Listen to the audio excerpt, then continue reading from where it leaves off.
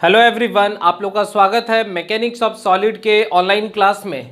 हम लोग previous lecture में थिन सिलेंडर स्टार्ट किए थे और उसमें बताए थे थिन सिलेंडर किसको कहते हैं और साथ ही साथ बताए थे कि थिन सिलेंडर में इंटरनल फ्लूइड प्रेशर के कारण कौन कौन सा स्ट्रेसेस डेवलप होता है। तो उसी पर बेस्ड हम लोग आज जो है एक्सप्रेशन करेंगे कि थिन सिलेंडर के अंदर मेनली दो ही स्ट्रेसेस को कंसीडर किया जाता है। पहले को हम लोग हुप स्ट्रेस कहते हैं और हुप स्ट्रेस का दूसरा नाम सरकमफेरेंशियल स्ट्रेस है और दूसरे स्ट्रेस को हम लोग लॉन्गिट्यूडनल स्ट्रेस कहते हैं। तो हम लोग आज एक्सप्रेशन पढ़ेंगे कि कैसे हुप स्ट्रेस को निकाला जाता है, क्या हुप स्ट्रेस का फॉर्मूला होता है और लॉन्गिट्यूडनल का क्या फॉर्मूला होता है। तो डायरेक्ट ये जो क्वेश्चन है, ये जो डेरिवेशन है, ये आपके बोर्ड एग्जाम में 6 मार्क्स के लिए आ जाता है। बहुत ही इंपॉर्टेंट है, बहुत अच्छे से समझेंगे। अगर न्यूमेरिकल आता है तो सबसे पहला याद रखना है कि जब भी न्यूमेरिकल्स हम बनाएंगे और लॉन्ग आंसर टाइप में, तो पहला काम करेंगे कि डेरिवेशन करके दोनों फॉर्मूला को हम लोग डिराइव करेंगे और फिर डेटा के अनुसार उसको पुट करके फाइनल आंसर देंगे, तभी जाके आपको जो है 6 मार्क्स आ पाएगा। डायरेक्ट फॉर्मूला वहां पर यूज मत कीजिएगा, डेरिवेशन पहले कीजिएगा और फिर जाके फॉर्मूला। तो बड़ा इंपॉर्टेंट है, अच्छे से समझेंगे हर एक छोटे से छोटे बात को। तो देखिए, कुछ पहले से ही हम फिगर बना दिए जिससे कि हम मेरा समय थोड़ा बचेगा। क्या कह रहा है कि थिन सिलेंडर हम लोग को पढ़ना है, उसमें क्या पढ़ना है, तो expression for hoop stress. Thin cylinder के अंदर दो स्ट्रेस डेवलप हो रहा है, एक को कह रहे हैं हुप स्ट्रेस और दूसरे को कह रहे हैं लॉन्गिट्यूडनल। हुप स्ट्रेस का मतलब होता है कि सिलेंडर के सरकमफेरेंस पर या सिलेंडर पर अगर कोई टेंजेंट ड्रॉ करे, उसके कारण जो स्ट्रेसेस उसके सरकमफेरेंस पर डेवलप हो रहा है उसको हम लोग हुप स्ट्रेस कहेंगे। तो सीधा दिमाग में ये याद रखना है कि पूरे सरकमफेरेंस पर जो स्ट्रेस डेवलप होता है इंटरनल फ्लूइड प्रेशर के कारण, उसको हम लोग हुप स्ट्रेस कहते हैं। तो डिफिनेशन क्या कह रहा है? The stress which is developed in the circumferential direction of the cylinder is known as hoop stress। आपसे कोई पूछे कि थिन सिलेंडर में हुप स्ट्रेस किसको कहते हैं, तो आप बताएंगे किसी सिलेंडर के अंदर सरकमफेरेंशियल डायरेक्शन में जो स्ट्रेसेस डेवलप होता है उसको हम लोग क्या कहते हैं? हुप स्ट्रेस कहते हैं। और इसका दूसरा नाम क्या है? सरकमफेरेंशियल स्ट्रेस है। It is denoted by sigma C, इसको सिग्मा सी से रिप्रेजेंट करते हैं। और क्या है? हुप स्ट्रेस का फॉर्मूला, या कह सकते हैं कि हुप स्ट्रेस का जो न्यूमेरिकल वैल्यू है वो कितना होता है? P D by 2t। P for internal fluid pressure, D for diameter, T for thickness. चलिए, तो अब हम लोग यही फॉर्मूला को डिराइव करना सीखेंगे कि कैसे इसको डिराइव किया जाता है। तो क्या करना है इसके लिए? सबसे पहला, कंसीडर ए थिन सिलेंडर। आप एक थिन सिलेंडर ले लो। थिन सिलेंडर कहने का मतलब था, याद होगा, थिन सिलेंडर कहने का मतलब था thickness is less than equal to diameter का 20वां भाग, है ना। तो कंसीडर ए थिन सिलेंडर, एक थिन सिलेंडर ले लिए, subjected to internal fluid pressure.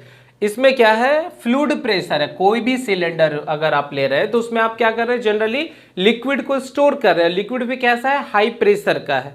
तो अगर ये मटेरियल उस प्रेशर को रेसिस्ट नहीं कर पाएगा तो उसमें ब्रस्टिंग होने का चांसेस है। तो यहां पर क्या कर रहा है? Consider a thin cylinder subjected to a internal fluid pressure P। कह रहा है due to circumferential stress the cylinder has a tendency to burst into 2 parts. कह रहा है कि सिलेंडर के अंदर अगर फ्लूइड का प्रेशर बहुत ज्यादा होगा तो हो सकता है सिलेंडर ब्रस्ट भी कर सकता है। और वो ब्रस्टिंग दो तरीका से हो सकता है, एक सरकमफेरेंशियल डायरेक्शन में जो इस तरह से दिख रहा है और दूसरा लॉन्गिट्यूडनल जो आगे आपको बताएंगे। तो मान लीजिए कि मेरा जो सिलेंडर है उसमें फ्लूइड प्रेशर है और रियलाइज कीजिए कि जो फ्लूइड प्रेशर है वो सिलेंडर को ब्रस्ट करना चाह रहा है। एक्चुअली में ऐसा होता नहीं है, पर हम लोग जब मॉस पढ़ते हैं तो हम लोग एज्यूम कर लेते हैं कि फ्लूइड ऐसा प्रेशर लगा रहा है तो उसका मन क्या कर रहा होगा। तो फ्लूइड प्रेशर के कारण सिलेंडर को वो इस तरह से ब्रस्ट करना चाह रहा है। ये देखिए, इस तरह से ब्रस्ट करना चाह रहा है। अगर उसका हम लोग इमेज यहां पर देखें कि मान लीजिए ब्रस्ट कर रहा है तो कुछ इस तरह से दो भाग में बटेगा। तो ब्रस्टिंग करने से पहले इसका जो मटेरियल है वो अपने अंदर हुप स्ट्रेस डेवलप कर रहा है, क्योंकि ब्रस्टिंग से वो रोक रहा है। अगर ब्रस्टिंग करेगा तो इस तरह कर सकता है, और तो मटेरियल क्या कर रहा है? ब्रस्टिंग को रोक रहा है। तो कौन सा मटेरियल रोक रहा है? तो ये जो रेड कलर पोर्शन का मटेरियल आपको दिख रहा है, ये क्या कर रहा है? इसको रोक रहा है, ब्रस्टिंग को। बात समझ में आ रहा है? और उसका ये फ्रंट व्यू अगर देखेंगे तो यहां पर इंटरनल फ्लूइड प्रेशर इस तरह से लग रहा है, ध्यान दीजिएगा, इंटरनल फ्लूइड प्रेशर जो है इस तरह से इसके सरफेस पर लग रहा है। बात समझ में आ रहा है? तो हम लोग क्या करेंगे, सबसे पहला पता करेंगे कि ब्रस्टिंग फोर्स कितना होता है। ठीक है, ब्रस्टिंग फोर्स कितना होता है। तो ब्रस्टिंग फोर्स को हम लोग FB मान लेते हैं। ठीक है, तो ब्रस्टिंग फोर्स कितना होता है, तो इसके लिए हम लोग पता करेंगे, सबसे पहला पता करेंगे, यहां ध्यान दीजिएगा, हम लोग जानते हैं कि प्रेशर बराबर फोर्स बाय एरिया होता है। तो जो सिलेंडर है उसको ब्रस्ट कौन करना चाहेगा, तो सिलेंडर को इंटरनल फ्लूइड प्रेशर ब्रस्ट करना चाहेगा। तो इसका मतलब प्रेशर के कारण ही ब्रस्टिंग फोर्स डेवलप हो रहा है। तो bursting force by bursting area मतलब जिस एरिया को वो ब्रस्ट करना चाह रहा है।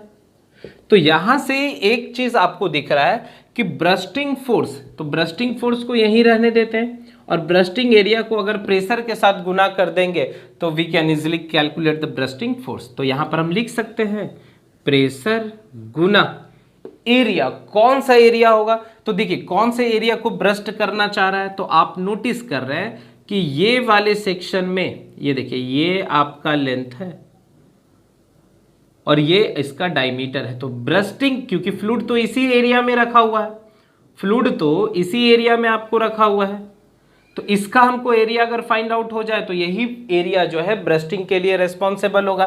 तो कितना हो जाएगा, देखिए यहां से यहां लेंथ हो गया और ये ब्रेथ हो गया। अगर फ्रंट व्यू आप देखेंगे, मान लीजिए ये मार्कर सर्कुलर है, पर अगर आप इसका इमेज यहां पर देखेंगे, ध्यान दीजिएगा, अगर आप इसका इमेज यहां पर देखेंगे तो ये रेक्टेंगुलर एक दिखेगा फ्रंट व्यू से।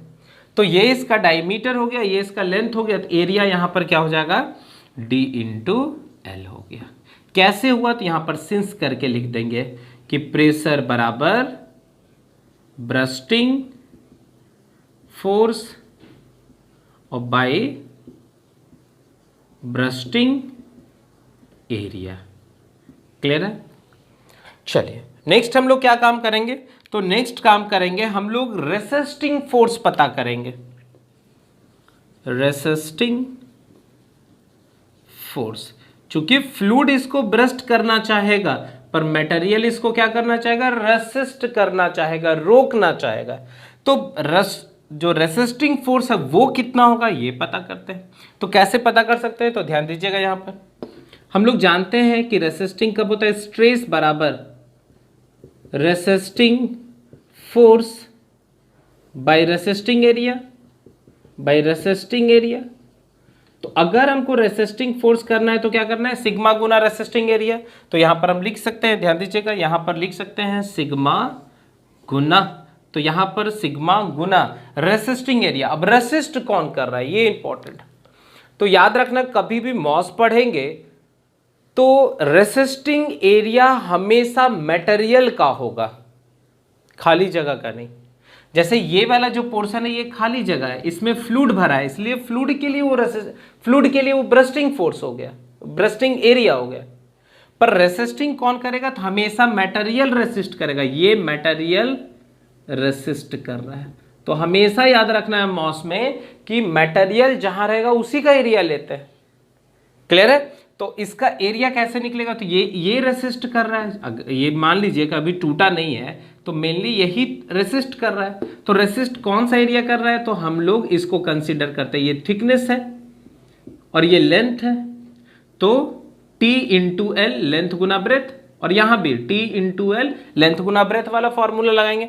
तो रेसिस्टिंग एरिया कितना हो जाएगा, T × L, एक ये वाला भाग और ये भी तो रेसिस्ट कर रहा है, प्लस T × L। यही इंपॉर्टेंट है क्योंकि मैक्सिमम बच्चा अगर कंफ्यूज करता है तो बस एरिया सेक्शन में ही कर रहा है। और उसके लिए भी आप आसानी से समझ सकते हैं, देखिए फिगर आप जितना ज्यादा से ज्यादा बनाएंगे आपका कॉन्सेप्ट उतना क्लियर होगा। इसलिए आपको बता रहा हूं कि आप लेक्चर में ये बहुत ही इंपॉर्टेंट है, वेरी इंपॉर्टेंट, इसको डाल देंगे, एकदम गारंटी रहिए, 100% चांसेस है कि इसका डेरिवेशन आएगा, नहीं तो इस पर बेस्ड न्यूमेरिकल आएगा ही आएगा। ठीक है, तो करना क्या है, बस इस तरह से लिख के फिगर जितना बनाया हो आप भी उतना बनाएंगे और उसका हर एक व्यू, क्योंकि टीचर ज्यादा से ज्यादा आपके फिगर को देखना चाहता है कि बच्चा का कॉन्सेप्ट कैसा है, वो सोच पा रहा है कि नहीं। तो यहां पर आपका जो रेसिस्टिंग सेक्शन है, बस यही देखो। अब ये याद रखना कि सर आप यहाँ वाला कंसीडर किए, यहाँ वाला क्यों नहीं किए, तो किसी हाफ ही पोर्शन का लिया जाता है। जैसे यहाँ भी अगर हम लिए हैं तो एक हाफ ही पोर्शन का यहाँ पर एरिया लिए, ठीक है। अगर इस सेक्शन का इमेज आप इस तरह बनाओगे, देखिए ध्यान से, ये देखिए इस तरह से अगर आप बनाएंगे तो हाफ ही पोर्शन ले रहे हैं, तो इसी पर तो फ्लूइड का प्रेशर इस पर लग रहा है। ये देखिए इस तरह से फ्लूइड का प्रेशर लग रहा है ये सेक्शन पर, इसमें पूरा फ्लूइड भरा हुआ है। तो आधा पोर्शन फ्लूइड का जो है ये पूरा पूरा डाउनवर्ड इधर से पूरा नीचे की ओर लग रहा है। इसी एरिया को कंसिडर करते हैं ये वाला ब्रस्टिंग के लिए। तो कितना हो गया, तो ये हो गया डी, ये देखिए ये डी और ये एल, तो इसलिए ये एरिया कितना हो गया, डी इंटू एल हो गया। पर जब मटेरियल का बात कर रहे हैं तो ये देखिए फिर से वापस, अगर इसका हम लोग क्या कर रहे हैं, एरिया ब्रस्टिंग के लिए ले रहे हैं डायमीटर इंटू लेंथ, तो इसका भी तो वही कर रहे हैं रेसिस्टिंग के लिए, ये और ये रेसिस्ट कर रहे हैं। बात समझ में आ रहा है, ये और ये रेसिस्ट कर रहा है, इसलिए छोटा छोटा बात को आप अच्छे से समझिए, जरा भी कंफ्यूजन नहीं होना है। अगर हम इस पोर्शन को कंसीडर करें, बस हाफ ही का ले रहे हैं, इसका हाफ का ऊपर वाला छोड़ दे रहे हैं, देखिए ऊपर वाला भाग ऐसे करके ये छोड़ दिए, ये और ये छोड़ दिए, तो हम लोग अगर इसका ब्रस्टिंग ले रहे हैं तो इसका रेसिस्टिंग ले रहे हैं, तो इसका ब्रस्टिंग डी इंटू एल है तो इसका रेसिस्टिंग ये सिर्फ होगा। तो ये देखिए, तो यहां से ये कितना हो जाएगा, तो sigma into 2t into L, correct है। यहां पर जो स्ट्रेस हम लोग कंसीडर कर रहे हैं इसको हम सरकमफरेंशियल मान लेते हैं क्योंकि सरकमफरेंस पर है। अब इसको इक्वेशन नंबर 1 मान लीजिए और इसको इक्वेशन नंबर 2 मान लीजिए। यहां तक में कोई कंफ्यूजन है, इसको नोट डाउन कर लीजिए। अगर किसी तरह का कंफ्यूजन होगा तो मेरा नंबर आपके पास है, आप वहां से हमको व्हाट्सअप कर सकते हैं या कॉल भी कर सकते हैं, जिससे कि आपके डाउट को हम क्लियर करें। हम पूरा कोशिश कर रहे हैं कि इस तरह से पढ़ाएं कि आपको कुछ भी डाउट ना हो, ठीक है। तो फिर क्या कर रहे हैं, सिलेंडर ये फटेगा नहीं क्योंकि हम लोग डिजाइन ही वैसा कर रहे हैं, हम लोग फाइंड आउट ही करना चाह रहे हैं कि स्ट्रेसेस इसमें कितना डेवलप होगा। तो फिर हम कह सकते हैं कि फोर इक्विलिब्रियम कंडीशन मतलब ये स्ट्रक्चर बैलेंस में रहे फॉर इक्विलिब्रियम कंडीशन। अगर हम 10 न्यूटन से फोर्स लगा रहे हैं और आप भी 10 न्यूटन से अपोजिट डायरेक्शन में फोर्स लगा रहे हैं तो जो स्ट्रक्चर जहां पर है वहीं पर रहेगा। तो सेम चीज यहां भी हो रहा है, अगर फ्लूइड का ब्रस्टिंग फोर्स इतना लग रहा है और मटेरियल का रेसिस्टिंग कर रहा है तो क्या कह रहे हैं कि स्ट्रक्चर मेरा बैलेंस रहना चाहिए, स्ट्रक्चर मेरा इक्विलिब्रियम में रहना चाहिए। तो फॉर इक्विलिब्रियम कंडीशन के लिए क्या कंडीशन होना चाहिए, bursting force is equal to resisting force.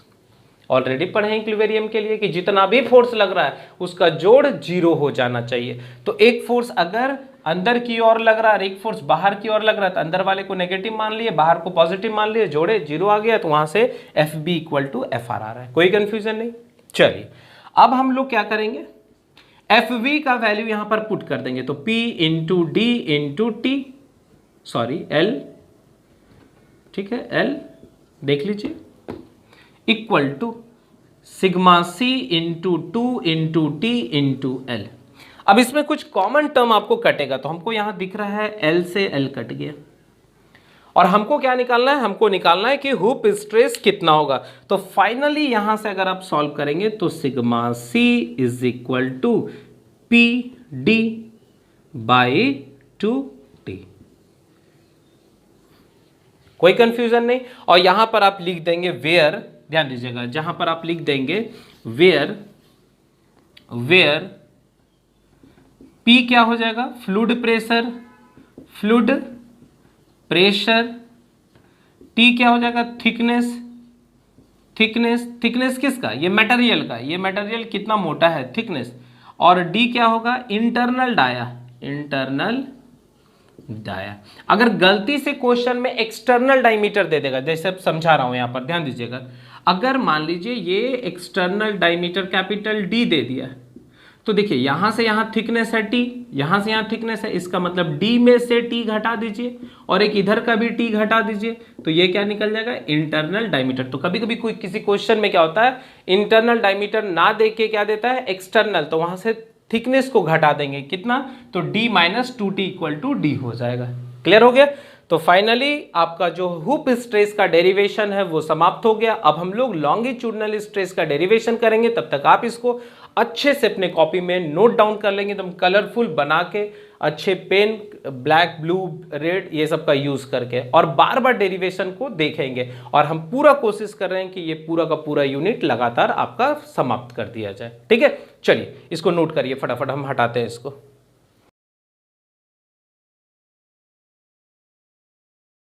अब हम लोग पढ़ेंगे कि लॉन्गिट्यूडनल स्ट्रेस किसको कहते हैं। तो याद रखना है, सिलेंडर में दो डायमेंशन इंपॉर्टेंट है, एक लेंथ और दूसरा डायमीटर और तीसरा थिकनेस, तीन ही चीज होता है। तो अगर सिलेंडर के लेंथ के तरफ फ्लूइड का प्रेशर को कंसीडर किया जाए, देखिए सिलेंडर के पूरे सरफेस पर प्रेशर लग रहा है, उसके आप याद करेंगे इस तरह से भी लग रहा है, ये सरकमफरेंस के तरफ भी और लेंथ के तरफ भी लग रहा है। तो सरकमफरेंस का ऑलरेडी पढ़ चुके हैं। तो आप जब भी सिलेंडर का डेरिवेशन करेंगे तो किसी भी एक पर्टिकुलर समय में किसी एक ही डायरेक्शन को कंसीडर करेंगे। जैसे हम लोग प्रीवियस वाले में क्या किए थे, वाई डायरेक्शन मतलब सरकमफरेंस को कंसीडर किए, इस बार अब क्या करेंगे, लेंथ के तरफ कंसीडर करेंगे। तो ऐसा स्ट्रेस जो किसी सिलेंडर के लेंथ के तरफ लगे due to the fluid pressure, then such type of stress is called longitudinal stress. बात समझ में आ गया। अगर सरकमफरेंस पर लगे तो सरकमफरेंशियल या हुप स्ट्रेस, और अगर लेंथ के तरफ लगे तो उसको हम लोग क्या कहेंगे, लॉन्गिट्यूडनल। तो डिफिनीशन क्या कह रहा है, सेम डिफिनीशन, बस थोड़ा सा चेंज कर दिए।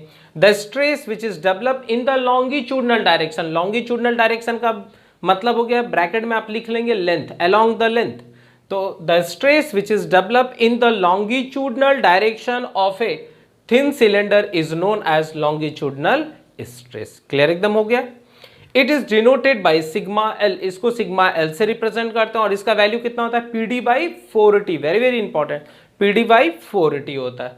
तो हम लोग फिर क्या करेंगे, सेम उसी तरह का, consider a thin cylinder, thin cylinder का मतलब जिसका थिकनेस डायमीटर का 20वां भाग से क्या हो, कम हो, subjected to internal fluid pressure P due to the circumferential stress, यहाँ सरकमफरेंशियल चेंज करेंगे हम लोग, due to the longitudinal, due to the longitudinal stress the cylinder has a tendency to burst into two parts as shown in figure।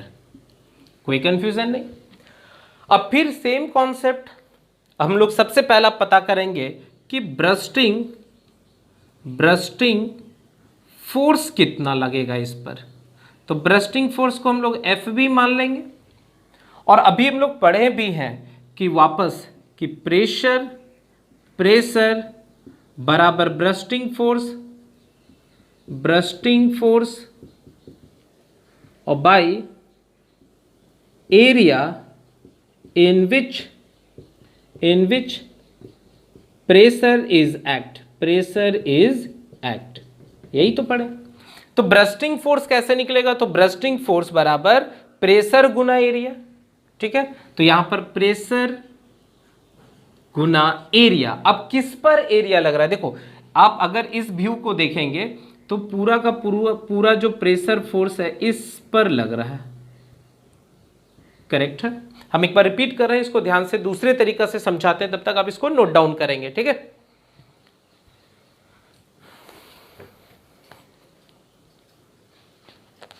देखिए क्या कह रहे हैं, मान लीजिए मेरे पास एक चदरा है इस तरह का, और हम इसको क्या किए, मोड़ के इस तरह से सिलेंडर बना दिए हैं, इस तरह से सिलेंडर बना दिए।